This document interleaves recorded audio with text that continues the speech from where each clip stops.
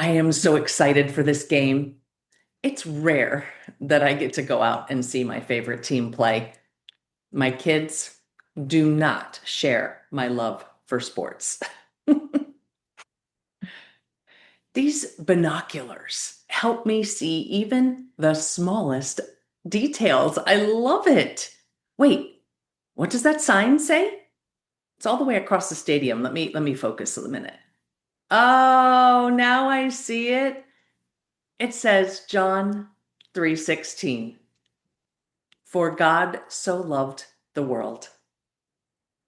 I think a lot of people memorized that verse because it seemed to pop up at every ballpark and stadium across the country.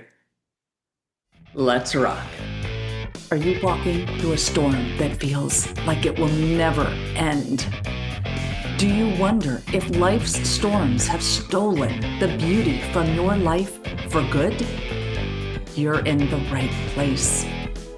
My name is Heather, and like you, I've been through a storm or two and wondered if life would ever be beautiful again. Here we share warriors' words, stories of discovering beauty after battles, and the worth in your wounds. Pick up your sword or boxing gloves and join the battle. Your words are powerful, my friends. Make them warrior words. So Moses prayed for the people. And the Lord said to Moses, make a seraph and mount it on a pole. And if any who have been bitten look at it, they will live. Moses accordingly made a bronze serpent and mounted it on a pole. And whenever anyone who had been bitten by a serpent looked at the bronze serpent, he lived. Numbers 21, verses 8 and 9. To be honest, I've always wondered about this event. On the surface, it seemed to me that it was rather similar to creating the golden calf. And I wonder if it confused some of the Israelites. Here we have a metal object in the shape of a serpent. They were to look at it, and then they wouldn't die.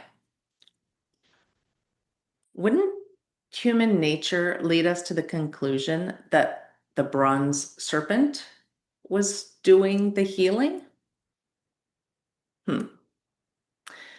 What I think the difference here is that the golden calf was an invention of the people.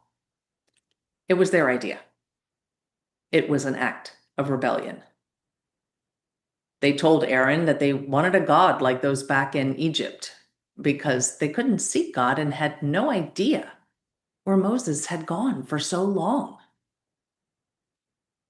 But with this bronze serpent, it was God's idea. It was a gift from God.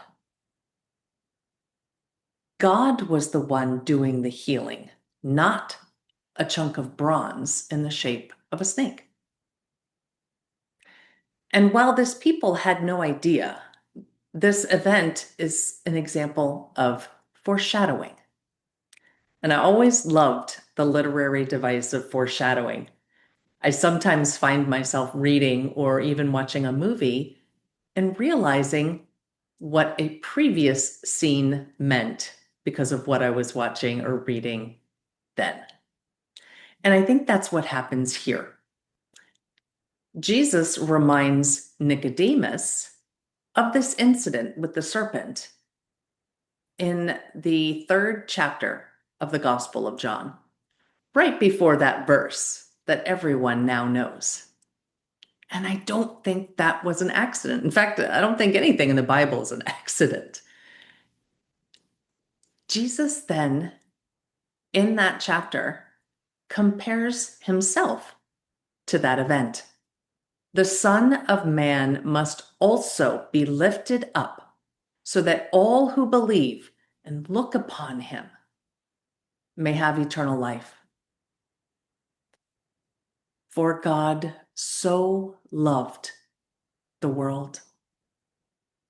God loved the Israelites in the desert, even though they repeatedly turned away from him. He made a way for their healing.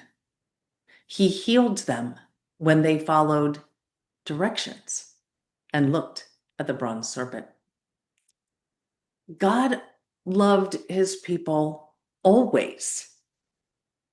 He sent his only son, Jesus, so that all who look upon him then and now might be healed and have eternal life.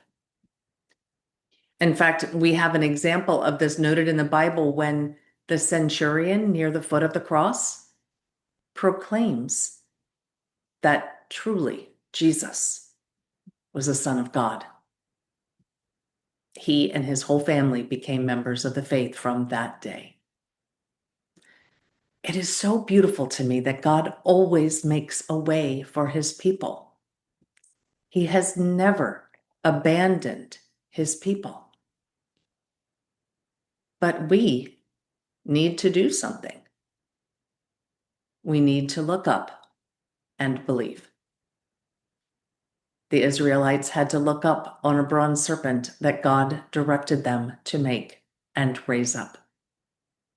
The people in Jesus' time and ours, we all had to look up, look upon Jesus, who was lifted up on a cross. Believe, act, be healed. That's it for now. Remember, armor up, fight the good fight, seek beauty, and to make your words warrior words. God bless.